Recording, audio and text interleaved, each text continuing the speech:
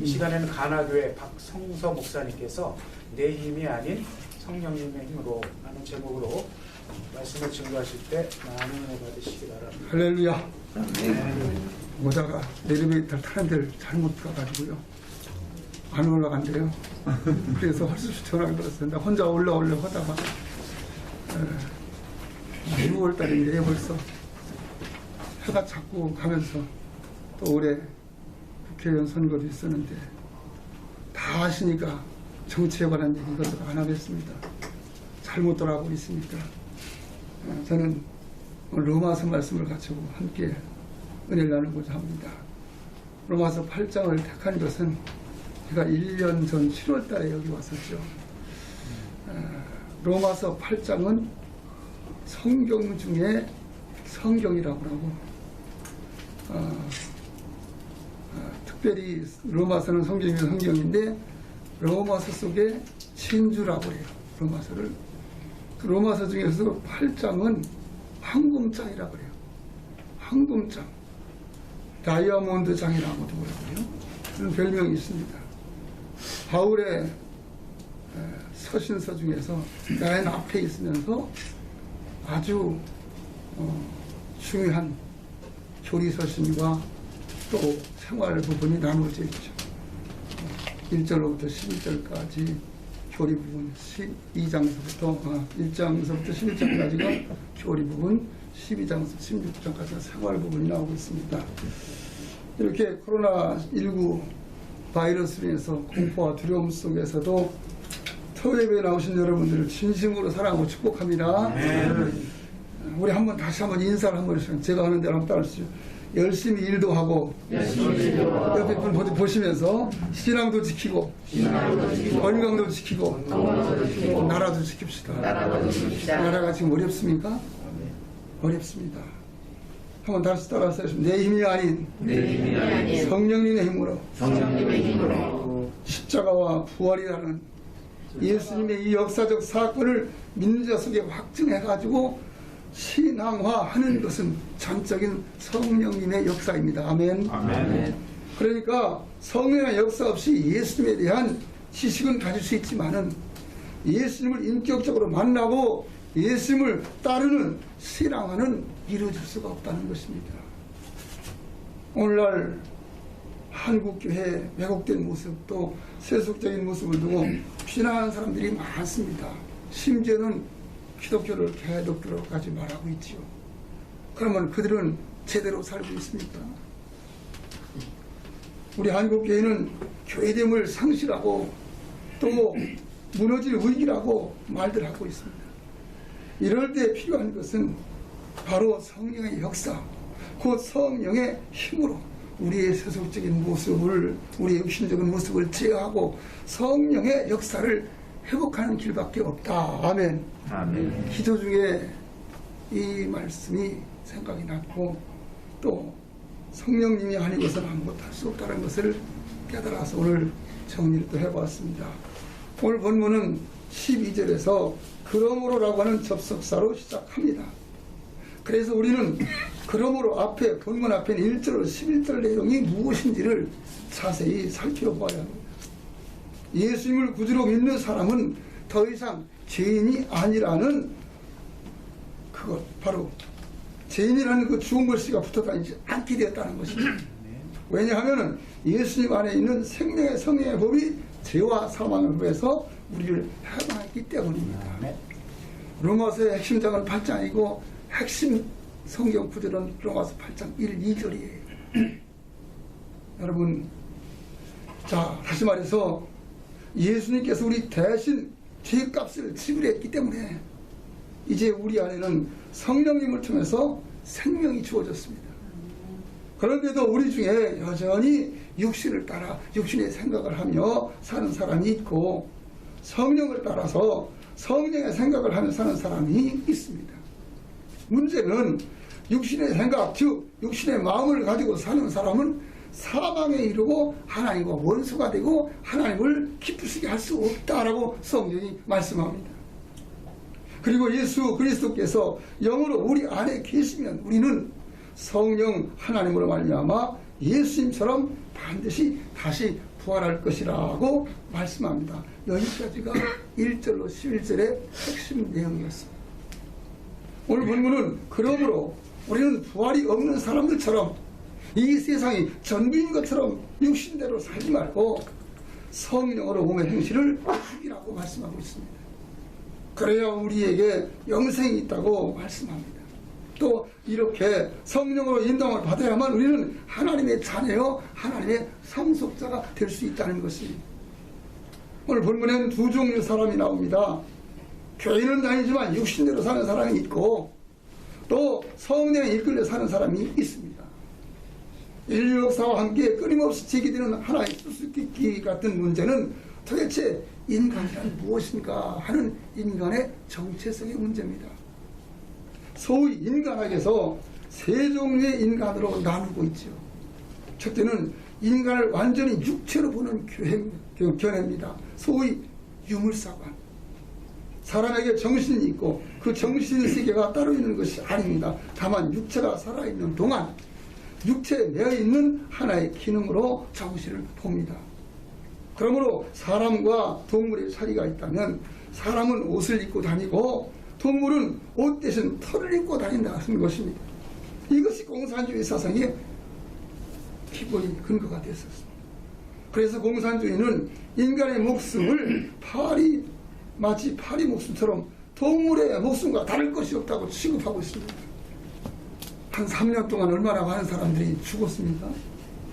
아시죠? 더 깊이 얘기할 필요가 없지요. 둘째, 이원론적인 인간학입니다. 몸과 영혼을 분리합니다. 그리고 육체적인 반면에 영은 선하다고 말합니다. 초대교회 영지주의, 이것이 이단의 시작이 된 것입니다. 셋째, 기독교에서 말하는 인간학입니다. 인간은 하나님의 형상으로 창조되었다는 것입니다. 그래서 육체 따로 정신 따로 영혼 따로가 아닙니다. 이 셋이 모두 한 덩어리입니다. 오늘 본문은 마치 이원론을 말하는 것 같이 보여요. 그러나 오늘 본문이 육신이라고 하는 것은 육체가 아닌 타락한 본성을 말합니다. 그러므로 본성을 따라 사는 사람을 육에 속한 사람, 성령을 따라 사는 사람을 영에 속한 사람이라고 말합니다. 기독교 천만 성도라고 합니다. 그러나 하는 행동을 본다면 하나님 닮은 구석이, 예수님 닮은 구석이 별로 안 보여요. 이것이 분명 문제입니다. 그러면은 하나님의 자녀가 아닙니다. 하나님의 영, 즉 성령으로 인도함을 받아야 하나님의 자녀입니다. 아멘. 아멘. 로마서 7장 19절 24절 앞에 부분을 우리가 이미 아는 분들이 너무 많죠. 잘 알죠. 교회 다니면 다 알아요. 바울 사도는 자기 안에 육에 속한 사람이 있고 동시에 영에 속한 사람이 있다고 솔직하게 고민을 털어놓았습니다. 마음으로는 성령의 인도를 받고 싶어 하면서 육신으로는 정욕을 따라 살고 싶다고 고백합니다. 대사도 바울에게 이런 모습이 숨어 있다는 것은 우리를 참으로 놀라게 합니다. 그러나 우리 속을 들여다보면 우리도 똑같은 모습을 하고 살고 있지 않습니까? 철학자 장자크 루소는 인생 여정을 이렇게 설명합니다. 사람은 10대는 과자에 움직이고 20대는 이성에 움직이고 30대는 쾌락에 움직이고 40대는 야망에 움직이고 50대는 탐욕에 움직이고 50대를 넘어서면서 명예에 움직인다고 말합니다. 결국 인간은 육에 속한 것, 즉 몸의 행실에 의해 인생을 허비하는 것입니다. 인간이 이렇게 타락한 본성을 따라 사는데 이것을 거슬러서 산다는 것은 참으로 어려운 일입니다. 그래서 많은 사람들이 교회를 다니면서도 그냥 육신을 따라 사는 길을 선택하고 있습니다. 그런데 성경은 경고합니다. 육신의 생각은 사망이요 하나님과 원수가 되는 것이라고 말합니다. 육신의 생각, 즉 육신의 마음은 하나님의 법에 굴복할 수 없다고 말씀합니다. 또 육신을 따라 살면 하나님을 기쁘시게 할 수 없다고 말합니다. 더욱 무서운 것은 몸의 행실을 따라 육신대로 살면 반드시 죽을 것이로되 그랬습니다. 여기서 죽음은 육체의 죽음이 아니라 영적 죽음을 말합니다. 그러므로 신앙생활을 하면서 가장 큰 과제가 우리에게 주어졌습니다. 그것은 몸의 행실을 죽이는 것입니다. 교회는 다녀도 몸의 행실을 죽이는 것이 싫어서 여전히 몸의 행실을 따라 사는 사람들이 너무나 많습니다. 마치 가룟유다와 같은 사람입니다. 가룟유다는 어쩌다 예수님의 제자가 되었습니다.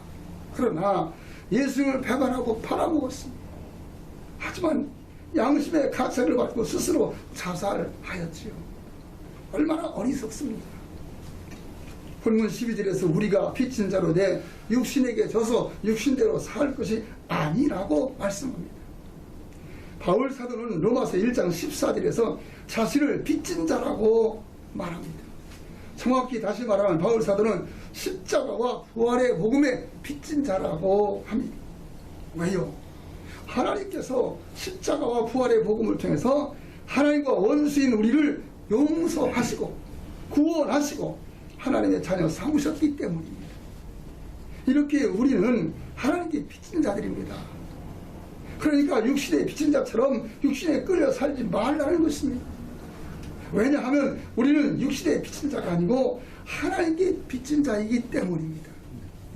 죄의 싹은 사망이라는 말씀처럼 몸의 행실을 따라 살면 우리는 영원한 지옥 심판 받게 될 것입니다. 그러므로 오늘 하나님은 우리에게 강력하게 몸의 행실을 죽이라고 명령하고 계십니다. 여기서 몸의 행실은 곧 타락한 인간의 본성을 따라 사는 육신대로 사는 삶을 말합니다. 그러므로 몸의 행실을 죽이라고 하는 말은 단호하게 타락한 본성을 따라 사는 삶을 이제는 성산하라, 그런 뜻입니다. 아멘. 아멘. 그렇다면 하나님께서는 무엇 때문에 우리에게 몸의 행실을 죽이라고 말씀하실까? 14절 15절 상반절까지 한번 같이 읽겠습니다. 14절 15절 같이 읽습니다. 시작. 무릇 하나님의 영으로 인도함을 받는 사람은 곧 하나님의 아들이라. 너희는 다시 무서워하는 주의 영을 받지 아니하고 양자의 영을 받았으므로 우리가 아빠 아버지라고 부르시느니라. 우리는 성령으로 인도함을 받는 하나님의 자녀가 되었기 때문에 몸의 행실을 죽여야 합니다.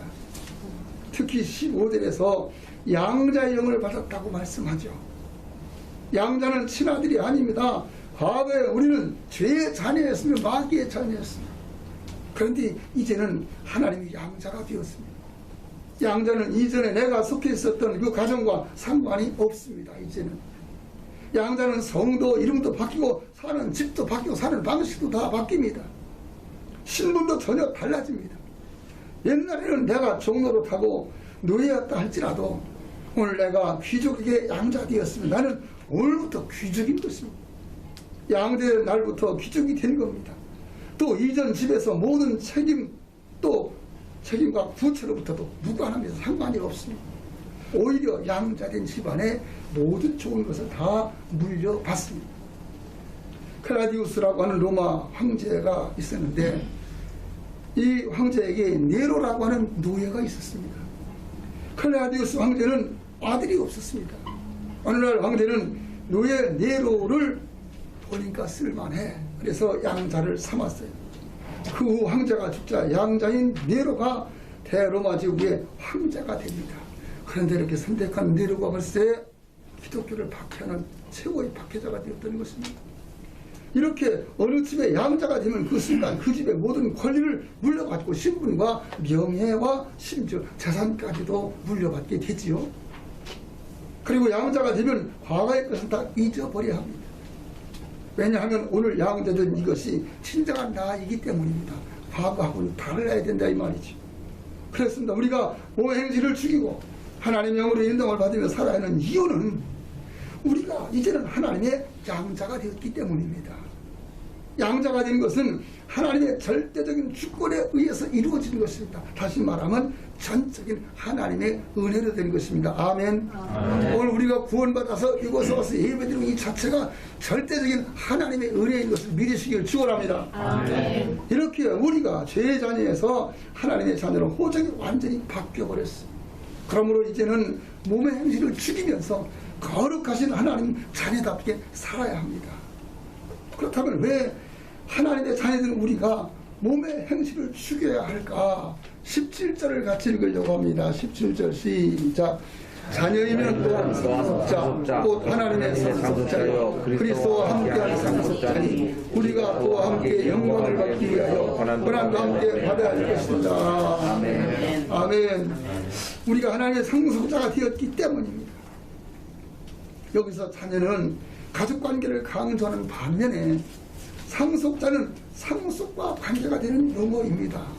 다시 말해서 내가 왕의 양자, 자녀가 되었다면 왕족이 된 것입니다. 왕의 상속자가 되었습니다. 이것은 내가 왕이 될 수 있다는 것입니다.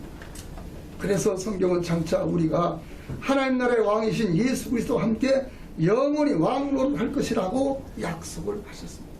하나님의 자녀인 우리 안에는 예수 그리스도께서 영으로 함께 계시기 때문에 그리스도의 영이신 성령님이 우리의 후견이 되어주셔서 우리는 하나님의 상속자답게 하나님의 성품을 덧입고 자녀답게 변화되는 것입니다. 그러므로 이제는 우리 몸의 행실을 변화된 자녀답게 죽여야 하는 것입니다.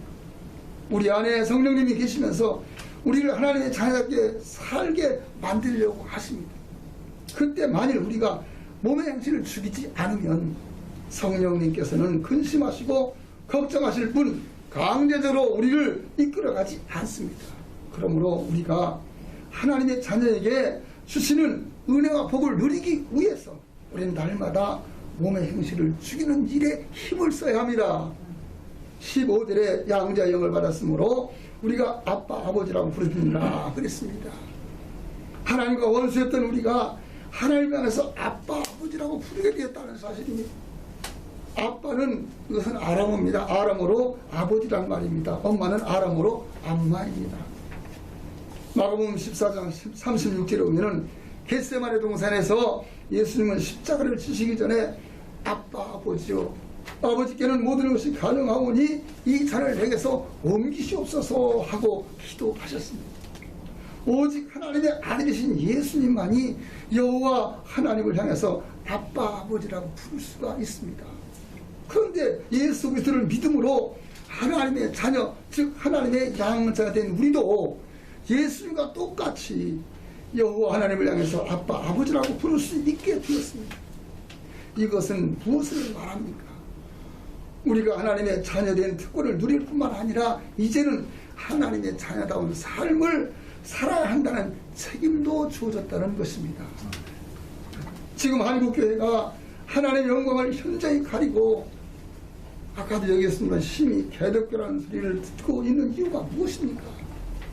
기독교인들이 기독교는 특권만 누리려고 했지 세상의 빛과 소금으로서의 사명을 잃어버렸기 때문입니다. 우리 한국의 초대교회는 믿는 자가 나타나면은 담배 피다가도 불을 꺼가지고서 막 이렇게 하는 그런 뭐 요즘은 목사님 앞에서도 담배 끊어물고 웃기는 모습들 하는 거예요. 이게 다 잘못된 것이에요. 여러분 옛날 우리 초대교회 한국 초대교회하고 비교를 한번 해보십시오. 얼마나 우리가 나타난 가운데 살고 있는가. 여러분 우리는 놀라운 하나님의 축복을 받았어요. 여호와 하나님의 양자가 되었습니다. 그러므로 우리는 몸의 행실을 죽이고 성령의 열매를 맺어야 하나님의 자녀다운 성품의 변화를 이루고 내 인격을 성령을 모신 그런 모습으로 살아갈 수가 있는 것입니다. 우리의 물질적이고 환경적이고 육체적인 소유는 시간이 지나면 다 소멸합니다. 그러나 우리 안에 있는 예수 그리스도 성품은 나이가 들어도 소멸되지 않습니다. 오히려 나이가 들수록 더욱 풍성해지며 아름다워지고 빛이 납니다. 오늘 주님께서는 하나님의 자녀되고 상속자된 우리에게 몸의 행실을 죽임으로 너희 안에 나의 성품을 이루라고 말씀하십니다. 그래야 너희가 나와 같이 부활해서 영생을 누릴 때 그것이 영원한 생명의 상급이 된다고 말씀하십니다. 이 비밀을 세상 사람들은 모르지만 너에게는 미리 알게 했으니 영원한 나의 생명을 풍성히 누리기 위해서 열심히 너희 몸의 행실을 죽이라고 간곡히 말씀하시고 있습니다. 그렇다면 우리가 어떻게 몸의 행실을 죽일 수가 있습니까? 13절을 같이 읽으려고 합니다. 13절 시작. 너희가 육신대로 살면 반드시 죽을 것이로되 영으로서 몸의 행실을 죽이면 살리니 그랬습니다. 영으로서 그렇습니다. 성령으로만이 우리는 몸의 행실을 죽일 수가 있습니다. 성령님을 헬라 원어로 팔라크레이토스라고 말합니다. 이 원어의 뜻은 우리 곁에 오셔서 우리를 도와주시는 분이라는 뜻입니다. 영어로 컴포터라고 위로자라는 뜻입니다. 그러므로 성령의 도우심을 받지 않고는 우리는 절대로 몸의 행실을 죽일 수가 없습니다. 그리고 몸의 행실을 죽이지 못한 우리는 하나님의 자녀다운 삶을 누리지 못합니다. 로마 황제의 노예인 네로가 양자가 되었다고 했습니다.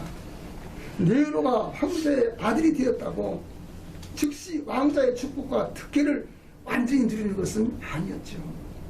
누군가 네로 곁에 와서 왕자로서의 사는 삶에 대해서 가르쳐주고 이전의 삶은 버리고 왕자로서의 삶은 이렇게 살으라고 가르쳐주고 안내를 해주고 아마 도와주었어야 될 것입니다. 마찬가지로 우리도 역시 하나님의 자녀가 되면 당장 몸의 행실을 죽이고 하나님의 자녀의 특권을 누리는 게 아니에요.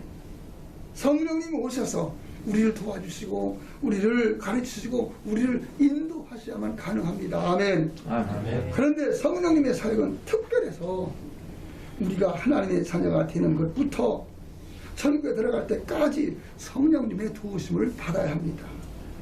성령의 도우심으로 예수님 구주로 영접하여 자녀가 되었고 성령님은 우리가 설교를 들을 때도 알아듣고 믿고 깨닫게도 하시고 아멘.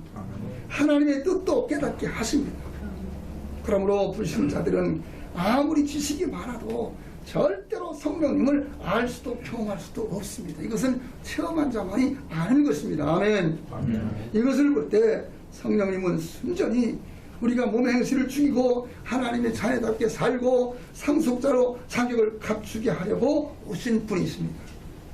그러므로 신앙생활이 재미가 있고 보람 있고 힘있게 하기 위해서 절대적으로 성령님을 의지함으로 성령 충만한 삶을 살아야만 합니다. 아멘. 아멘. 마치 어린아이가 성장하기 위해서는 어머니와 아버지의 돕는 손길이 절대적으로 필요한 것처럼 똑같습니다.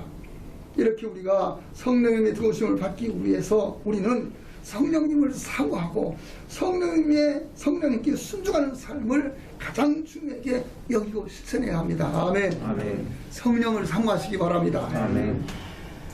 그리고 성령님의 인도하심 따라서 하나님 말씀 따라서 순종하는 삶을 살 수 있기를 축복합니다. 아멘. 성도는 날마다 몸의 행실을 죽여야 합니다. 목사님들이 모이면 목회의 고민을 서로 나눌 때가 있습니다. 그 중에 하나가 교회 중직자들 중에 중직자에 대한 문제를 나눌 때가 있습니다. 그리고 그 핵심은 중직자들이 절대로 변하지 않는다는 것입니다. 어떤 분은 예수를 믿어도 사람이 변하지 않는다는 소신이 마치 믿음처럼 확고하게 자리 잡은 것을 보고 저는 실망할 때가 있습니다. 안수집사님, 권사님, 장로님 그 위치에서 변화된 모습으로 자기 행실을 죽이면서 헌신하고 봉사하고 충성해야 되는데 안 보여요. 요즘 글을 봐서는. 여러분 만일 예수를 믿어도 변하지 않는다면 무엇이 문제이겠습니까? 예수님이 문제입니까? 그 사람의 믿음이 문제입니까? 대답 좀 해보십시다. 누가 문제입니까? 사람이 문제죠. 그렇습니다. 그 사람이 가지고 있는 믿음이 문제인 것입니다. 우리가 예수를 믿고 은혜 받고 오늘까지 신앙생활을 했어도 예배를 못 드리고 기도를 쉰다면 성령님은 나간다는 인사도 조차 없이 소금도 없이 성을 들고 합니다. 이건 제가 청년 때 들었던 부흥사를 통해서 들었던 말입니다. 요즘 어떻습니까? 우리 이제 국회를 떠나셨으니까 전혀 해당이 안 되시지만은 우리 장로님도 조금은 책임이 있습니다만은 국회 안에 믿는 자 얼마나 많았습니까? 적어도 120, 30명 된다고 그러잖아요. 근데 믿는 자의 모습이 안 나타나잖아요. 뭘로 믿는 사람들이 이렇게 많은데 동성애 법을 통과시켰다고 그러고 있습니까? 말이 안 되잖아요. 딴 데로 가면 안 되는데. 아주 우리 이제 오늘 말씀이 성경 중에 성경이고 그 로마서 중에서도 8장이 핵심이고 다이아몬드 황금장이니까 성경 말씀 로마서 8장을 많이 읽으시면서 우리의 행실을 죽이면서 신앙생활을 잘하고 승리하는 저 여러분 될 수 있길 축복합니다. 아멘. 축복합니다. 아멘. 그렇습니다. 그러므로 성도는 예배와 기도 생활을 쉬면은 영적인 감각이 둔해지고 분별력을 잃어버리게 되고 다시 육신대로 살게 되어서 몸의 행실을 죽일 수가 없습니다. 성도는 성령으로 몸의 행실을 죽이는 사람이에요. 아까도 얘기했습니다만 로마서 7장 22절 24절의 앞에 부분에 보면은 내 속 사람으로는 하나님의 법을 즐거워하되 내 지체 속에서 한 다른 법이 내 마음의 법과 싸워 내 지체 속에 있는 제 법으로 나를 사로잡는 것을 보는도다. 오라 나는 곤고한 사람이다. 이 사망에서 누가 나를 건져내랴 그랬습니다. 바울 사도는 자기 안에 하나님의 법을 즐거워하는 영에 속한 사람과 지체 속에 한 다른 법 제 법에 속한 육의 사람과 싸웠다고 고백했습니다. 그러나 결국 바울은 영에 속한 속사람이 이겨서 영적인 거성이 되어서 후세를 위해서 로마서를 기록하고 말세의 성도인 우리들에게 영으로서 몸의 행실을 죽여서 성도로서 온전한 삶을 살라고 오늘 당부하고 있는 것입니다. 사랑 여기 모인 예배자 여러분들, 우리는 오늘 토요 예배를 드리면서도 하나님께 기도하십시다. 하나님은 사모하고 원하는 자에게 응답하십니다. 하나님 내게도 성령 충만함을 주셔서 성령의 인도를 받고 살며 성령의 능력으로 육신의 본성 몸의 행실을 죽임으로 성도요 또 하나님의 자녀요 또 상속자답게 되어서 복을 받게 해 주시옵소서. 기도할 수 있기를 축원합니다. 그래서 성령으로 무장하여 주님 다시 오시는 그날 영광을 받기 위하여 불시험의 고난도 기꺼이 받아 넘기면서 몸의 육신적인 행실을 죽임으로 신앙생활의 승리자가 되어서 주님 앞에서는 날 다 잘했다라고 칭찬받을 수 있는 저와 여러분들이 될 수 있길 주의 이름으로 축복합니다. 성도는 날마다 몸의 행실을 죽여야 합니다. 이해가 되시면 몸의 행실을 죽입시다. 국회의원들도 전부 다 그랬으면 좋겠어요. 지금 나라의 위치에 높은 위치에 있는 분들이 전혀 상관없이 살으니까 세상이 온통 사분을 이어지고 불안하고 질병에 시달리고 나라가 어느 곳으로 어떻게 갈지 모를 정도로 그렇습니다. 나라에긴 정치에긴 되도록 안 하려고 그러니까 자제하고 기도하시겠습니다. 우리 함께 기도하실 적에 1분만 합시다. 하나님 내게 성령 충만함을 주시옵소서. 그래서 그 성령으로 내 몸의 육의 행실을 육신의 행실을 죽이고 신앙생활 잘하고 주님 오시는 그날까지 우리 신앙이 변질되지 않도록 많은 사람들이 예수 믿고 변질돼가지고 엉뚱한 길로 가기 때문에 나라가 혼란스러운 것입니다. 다 같이 한번 그렇게 다시 한번 기도하겠습니다. 다 같이 기도하겠습니다. 하나님 감사합니다. 오늘 시간 간구합니다. 우리 모두에게 성령의 충만함을 주시옵소서. 성령의 인도를 받으며 살게 하시고 성령으로서 영으로서 오행을 주시면서 살아서 우리가 신앙생활을 바로 하고 살아갈 수 있도록 도와주옵소서. 주인 다시 오신 그날까지 아버지 믿음으로 살아갈 수 있도록 도와주시옵소서. 하나님 우리에게 하나님 아버지 자신감도 아버지 실력도 능력도 권력도 없습니다. 오직 하나님 믿는 것은 하나님 믿는 없습니다. 하나님 우리의 하나님 아버지 우리를 도와주시고 우리를 성령하시고 우리와 함께 해주셔서 성령님들을 받으며 성령님의 행실을 주시는 살아가는 우리 모두가 될 수 있도록 도와주시옵소서. 주여 믿습니다. 하나님 감사합니다. 하나님 이 시간 우리가 말씀을 잠시 상고했습니다. 오늘 말씀대로 영으로서 행실을 죽여서 정말 우리의 가장 기본적인 신앙의 모습을 가지고 살아서 기독교가 욕먹는 이 시점에서 아주 기독교가 말살될까 걱정되는 이 시점에서 우리가 성령 충만함으로 개인이 바로 서게 하시고 다시 한번 우리가 교회를 살릴 수 있게 하시고 나라를 살릴 수 있는 우리 기독교인들 다 될 수 있도록 도와주옵소서. 특별히 우리 황장로님 그렇게 믿음으로 살려고 했고 믿음으로 신의 정치를 해보려고 했었지만은 참으로 어려웠었습니다. 하나님 이제는 정계를 떠나 계시지만은 현재 위치에 사는 일 가운데서도 정말 장로님답게 성령 충만한 장로님답게 성령의 인도하심을 받으면서 신앙생활에 모범을 보이면서 이 그룹을 이끌어 가실 수 있도록 하나님께서 도우시고 축복하여 주시옵소서. 이 시간 예배드린 우리 모두가 다시 한번 성령 충만함으로 무장하고 각각 교회에 가서 교회 모범 신앙인들 그리스도인들 되게 하셔서 영향력을 비칠 수 있도록 우리 모두를 축복하여 주시옵소서. 감사드리옵고 주 예수 그리스도로 기도를